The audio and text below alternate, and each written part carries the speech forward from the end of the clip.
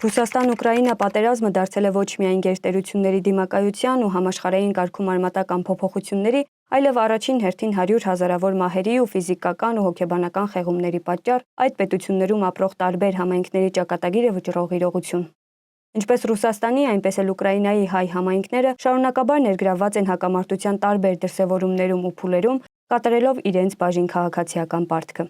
Ըստ Ուկրաինահայ համայնքի ներկայացուցիչ Վաչագան Տոնոյանի, պատերազմի ընթացքում Ուկրաինայում բնակվող հայերի թիվը նվազել է մի քանի անգամ։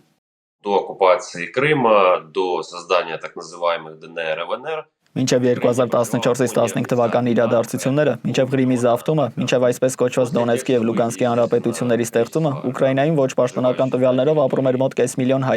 Այդ իրադարձություններից հետո բնականաբար Ուկրաինայում վերահսկողության տակ մնացած տարածքում ապրող հայերի թիվը նվազեց։ Իսկ արդեն 2022-ից հետո, երբ սկսվեց Ռուսաստանի հետ լայնածավալ պատերազմը, ապա հավանաբար այժմ Ուկրաինայի տարածքում ապրում է ընդամենը մոտ 100,000 հայ։ 1100+ проживает армян сейчас на территории Украины. Տարբեր գնահատականներով տասնյակ հազարավոր հայեր են ներգրավված Ուկրաինայի զինված ուժերում։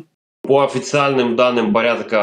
14. Պաշտոնական տվյալներով Ուկրաինայի զինված ուժերում ծառայում է 14-ից 16,000 հայ։ Ոչ պաշտոնական տվյալներով այդ թիվը 24-ից 25,000 է։ Բայց այստեղ կա մի կարևոր հանգամանք։ Անհնար է ճշգրիտ հաշվարկել հայերի թիվը մեկ պարզ պատճառով։ Ինչ ենք մենք հասկանում հայ ասելով։ Նա ում մայրն ու հայրը հայ են, թե նա ում միայն հայրն է հայ։ Կամ գուցե նա ում երրորդ կամ չորրորդ սերնդում պապը կամ տատը հայ են եղել, բայց ազգանունն արդեն ուկրաինական է։ Այդ պատճառով գրեթե անհնար է նշել հստակ թիվ, բայց այն, որ նրանք շատ են, փաստ է։ Подсчитать, это практически, к сожалению, невозможно точного количества. Ուկրաինայում գործող հայ համայնքային կառույցները, այդ թվում Արմերիա հիմնադրամը, շարունակում է իրենց գործունեությունը նաև հումանիտար և սոցիալական ուղղություններով, աջակցելով ինչպես առաջնագծում, այնպես էլ թիկունքում գտնվողներին։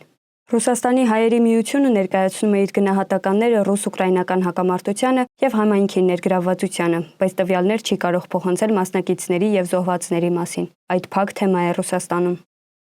Մենք չենք կարծում, որ Ռուսաստանում բնակվող հայերի թվաքանակը էապես փոխվել է վերջին մարդահամարի տվյալների համեմատ։ Հատուկ գործողության մասնակիցների, այդ թվում հայերի թվային տվյալները հրապարակման ենթակա չեն, քանի դեռ մարտական գործողությունները շարունակվում են։ Այդ տվյալները ունի Ռուսաստանի Դաշնության պաշտպանության նախարարությունը։